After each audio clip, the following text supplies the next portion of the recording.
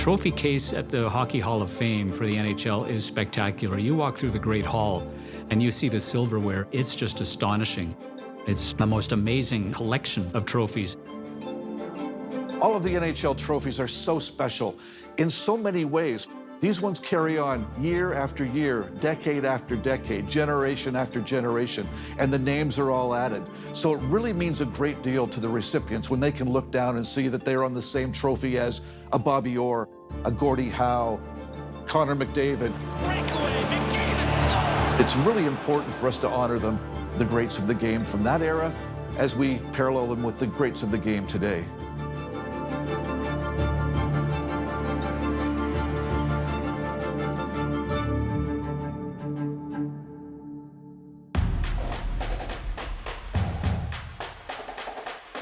So thank you all so much.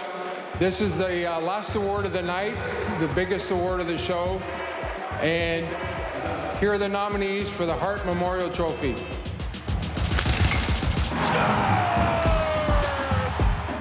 So there's so many merit awards for the National Hockey League, and they're very specific. There's the Norris Trophy for defensemen, Art Ross for the top scorer, but this is a trophy that opens it up to all positions. Everybody is eligible for this, so you can consider goaltenders as well as defensemen as well as forwards to win the Hart Memorial Trophy.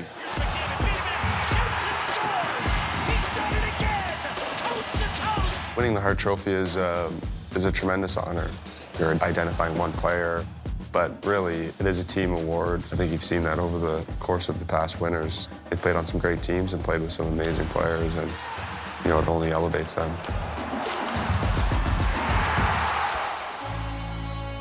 The Hart Memorial Trophy is awarded to the most valuable player in the National Hockey League.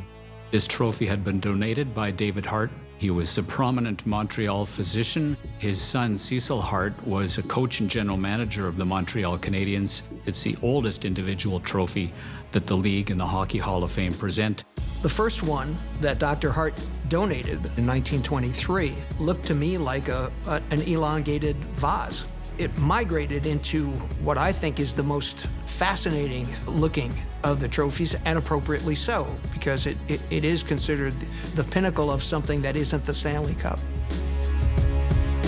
It has this wonderful top. Some people look at it and think maybe it's a flower on top, but in fact it's supposed to be a torch. The shape of it is gorgeous. It looks very graceful, and it looks like it's almost in motion. It's one of those trophies that doesn't look like a static award. There's life to it. And over the years, this trophy has become probably, next to the Stanley Cup, the most coveted trophy in the NHL's trophy case. So it's for the most valuable player, which is a dubious definition at best, because is that most valuable player to the league, the best player in the league, most valuable player to their team?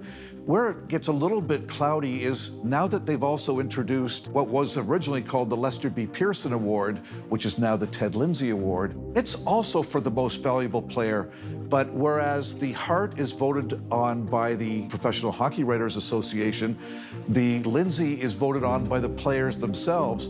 Interesting that sometimes they're the same player, and some seasons they choose different players as well.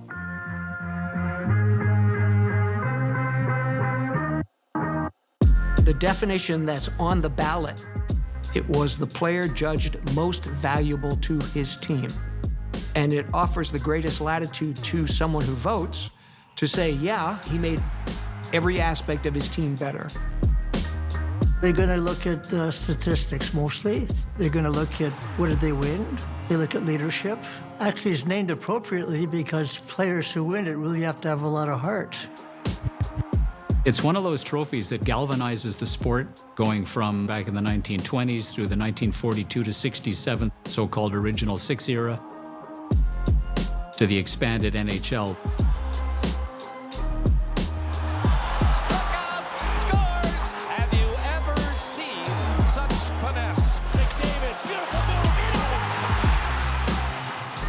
Connor McDavid is a recent multiple award winner, and deservedly so. But when you go back, I mean, you have to think about Wayne Gretzky in the 1980s.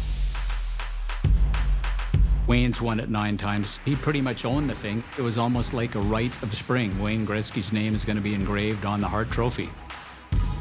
He revolutionized the game with his goal scoring. He absolutely made hockey a tremendously popular sport above and beyond what it ever was in Los Angeles when he was traded to the Kings from the Oilers. I can't see anyone ever touching Wayne Gretzky for his 9 victories at this trophy. To have won this even once, and to have won it as many times as Orr did, as Gordie did, as any of the multiple-time winners did, that puts them in a very, very distinct and separate category. Jacques Plante, the Rocket, Eddie Shore, the Boston Bruins, Stan Mikita, Phil Esposito, Bobby Clarke, Guy Lafleur, Brian Trottier. This is the level of elite stature you're talking about when you talk about Hart champions.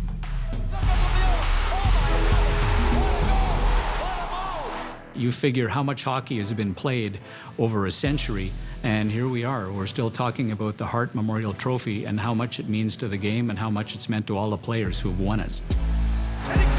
This pretty much is a precursor to the Hall of Fame. If you win the Hart Trophy, then chances are pretty good, statistically speaking, that you will be enshrined one day. Now to Crosby. See that move around Brody. That's the wing. He fires. He scores. It so completely sets a player apart from his peers because of what it takes to win it. Winning the Hart Trophy was obviously very special for me. There's so many terrific names on those trophies, and to put mine beside it was very special. When you are a Hart Trophy winner, you have achieved the apex of regular season excellence. It's almost like the Academy Award. You win that, you will always be known as a Hart Trophy winner, and that will always be attached to your name. A Hart Trophy goes to Nikita Kucherov. Really honored to receive this award. Sidney Crosby. Again, to my family, happy to share this with you guys. Carey Price. You know, this award's given to an individual, but it takes a team to support that individual. And I gotta say thanks, boys. This doesn't happen without you guys, so thank you. Thank you, Capitals. Thank you, fans. Thank you, guys. Thank you very much, and Dad, this one's for you. I love you. The fact that you have done everything that you can do and that you are held in that esteem by the professional hockey writers, by all the people who cover the game from across North America, then you are standing head and shoulders above everyone else.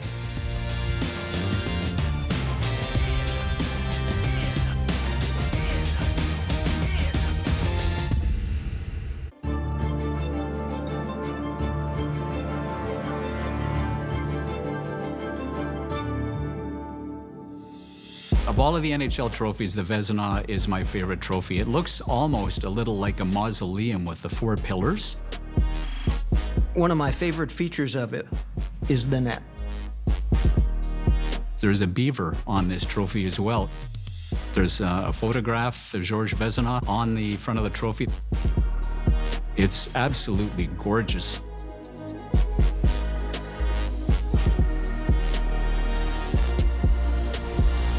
Georges Vezina was an extraordinary goaltender. For 15 years in the late teens and early 1920s. He harkens back to a time when every player seemed to have a nickname. And Georges' nickname was Chicoutimi Cucumber, because he was cool as a cucumber. He was by far the dominant goaltender of his era, probably the best player on his team, the Montreal Canadiens at that time as well. And he was diagnosed with tuberculosis. 1926, he succumbs to his illness, and he passes away. And so he was so revered by the Montreal Canadiens team that they donated a trophy in his name, and as such, we have the Vezina Trophy. Vezina never wanted to give any goals up, and he was actually the first goaltender in NHL history to record a shutout. So he set the bar for everybody else.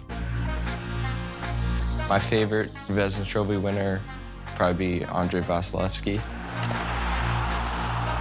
He's big, he takes up the whole net, he moves really well, and no matter what kind of shot you have, even if it's a backdoor tap and you're a little nervous that he's gonna make a save. And another save made by Vasilevsky. My favorite Vezina Trophy winner is Braden Holtby. The year he won it, he was standing on his head, made some remarkable saves, and he's out there working every day and set the tone for our team.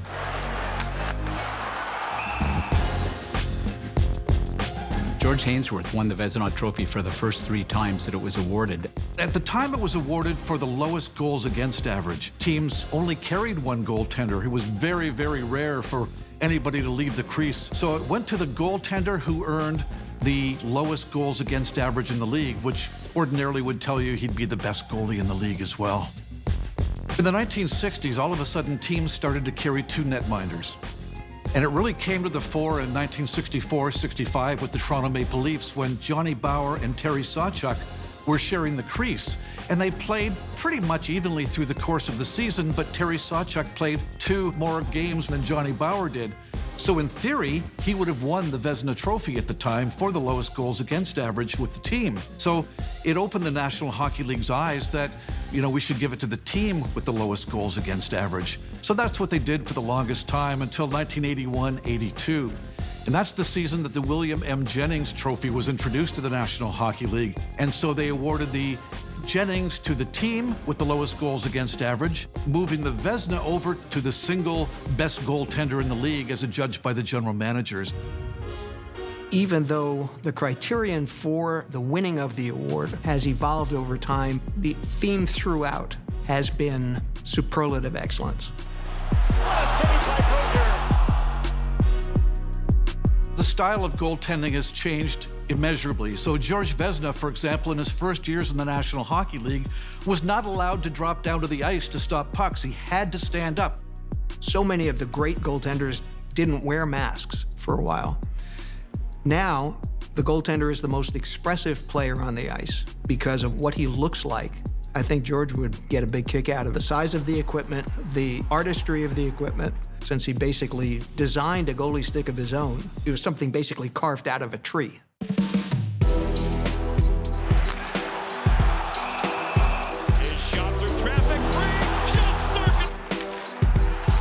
The Vezina Trophy is awarded to the regular season best goaltender. So, in fact, the general managers place their votes before the playoffs come along. So it's really during that 82-game season to determine who they feel is the best netminder. Every general manager would have his own criteria when he sits down to vote on who's going to win the Vezina Trophy in a current season. You would have to think about shutouts. How successful was the team? How many games were played as well? It could be that this goaltender has stolen games for his team. One of the saves of the year! The number of saves they made through the course of the season. What was his save percentage? It's in Belfour's glove, I don't believe it! Could be someone who has taken his team beyond where they reasonably should have been. Fires it down with a glove save by Kiprusoff. And then adding them all together to find out who the general managers name as the best goaltender of that season. Goaltending is key. Also makes your team play better in front of you. If they have confidence in the goaltender, then they'll play more offensive. Example with the Edmonton Oilers with Grant Fuhr in that. Let them score goals and he'll take care of the rest.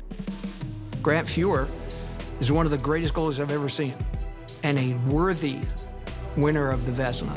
When you needed a save when it was scoreless or it was 1-0, that's when Grant Fuhr stood out. It's a very, very difficult position to play. It takes a very specific set of tools, both physically and mentally. And he's the last line of defense. Ultimately, I mean, he's the guy. Make no mistake about it. No matter how many errors there are in front of you, it's still your obligation to cover for your teammates. Jacques Plante had that famous quote, imagine you're sitting at your desk doing your job and you make a mistake and a red light goes on behind you and 15,000 fans start booing you. There's a tremendous complexity to the emotional aspect of the position. Goalies embrace the fact that they're known to be a little weird, a little off-center. Goalies are a special breed. You've got goalies who have superstitions. You have goalies that you can't even talk to them during the game. You've got some who will charge out of the net. They are so valuable. You can't win without a great goalie. One of the most frequently mentioned Vezina winning names would be Patrick Roy, who changed the position and turned it into a mathematical science. I'm going to drop to my knees. I'm going to take away as much of the net as I can with my size and the size of my equipment. Patrick took it to a little bit of a different extreme and said, no, you worry about me. You worry about where I play, okay? You think you're good enough? Pick a hole behind me, find the space, and I'll tip my hat to you. Shot deflected and a save. Goaltending has changed so much over the years.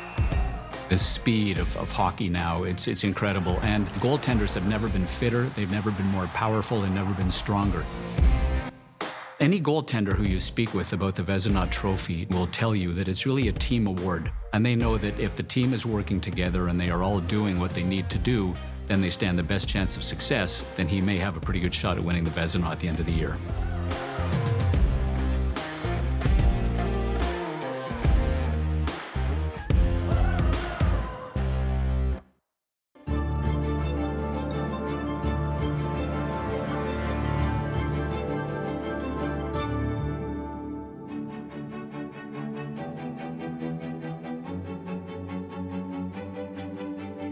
So many of the National Hockey League trophies are named after personalities who were involved in the game in one way or another. And then there's Lady Byng. Lady Byng was the wife of Lord Byng of Vimy, and he was the 12th Governor General of Canada. They watched the games in Ottawa on a regular basis, and she really enjoyed the skill and the sportsmanship of it, and she decided that she wanted to donate a trophy. Evelyn Byng of Vimy. She wrote a letter to Frank Calder offering a Challenge Cup, honoring the most effective player in the NHL, who is also the cleanest. So in 1924, we have the Lady Byng Trophy for sportsmanship and ability. Certainly in those days, it was a very, very rough sport. I mean, it was a tough game. Lady Byng chose the recipient of the trophy that bears her name at that time. And there was one player that stood out for her, and it's a guy named Frank Niber, who played with the Ottawa Senators. And he won it for the first couple of years of its existence. Frank Boucher of the New York Rangers came along, and he won it 7 times. He was a terrific hockey player. He's in the Hockey Hall of Fame as well. She finally figured that for someone who won it that often, she would just let him keep the trophy, and she donated a second trophy. He lost his in a fire not too long thereafter, so that one no longer exists. As it took off and existed for so many years, later on, the Professional Hockey Writers Association voted on the winner of the Lady Byng Trophy. After she passed, in fact, the trophy changed its name to the Lady Byng Memorial Trophy. Lady Byng is a fascinating, fascinating character to me, and the Lady Byng is easily, in my mind, the most misunderstood of all of the trophies awarded by the NHL. Because it's between a high level of play along with sportsmanship, people perceive it as being for a soft player, which is anything but the truth. Jeff Skinner just got destroyed by McKinnon. There's McKinnon, he scores! It's mostly forwards who play a real skilled game but aren't necessarily rough. They still will go in the corner, they'll still go in front of the net, but they're more skilled players. St. Louis beating it on Shields. Fakes, shoots, scores!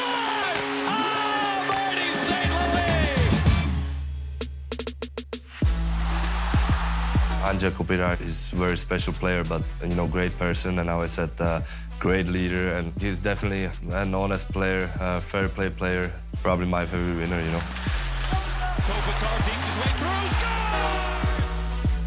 My favorite past Lady Byng winner would have to be Pavel Datsyuk. A steal, Datsyuk taps it in! Obviously one of the best players in the game, and whenever he's out there, it's a little scary.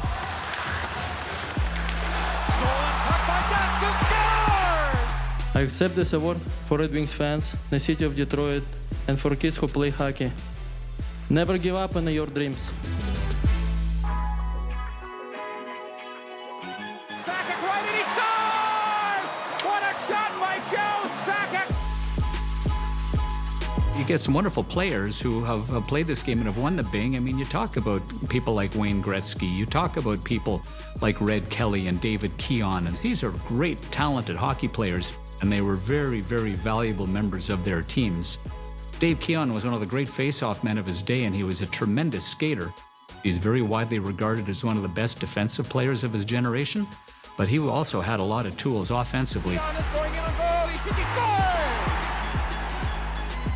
It takes a very special person to win it. The other ones, that's very specific about who can win it. The best defensive forward, the top scorer, et cetera, et cetera. But this one, it combines good sportsmanship as well as a high level of skill.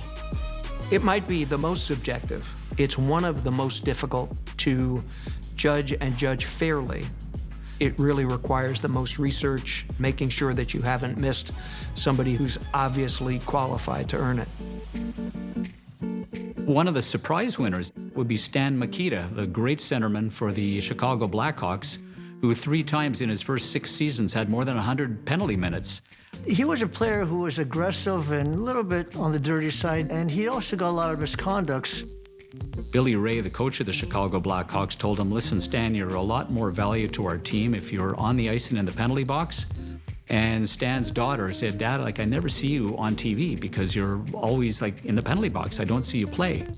Suddenly his penalty minutes dropped precipitously.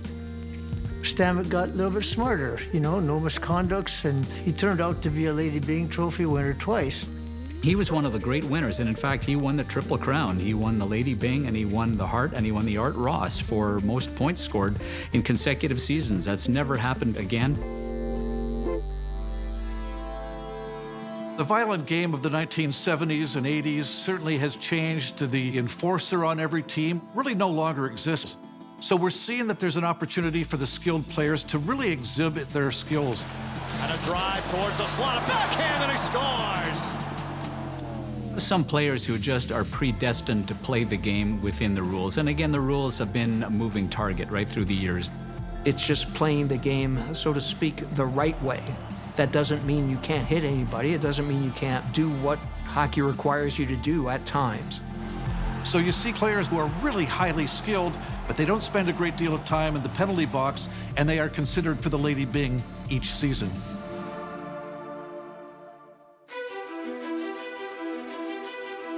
When you think of all of the merit trophies that the National Hockey League awards every year at the NHL Awards, it's really interesting to look at the individual trophies and realize how different they are. They all have their own unique look. They've got their unique style, and I think that's great because all of the players who win them have their own unique style and play as well.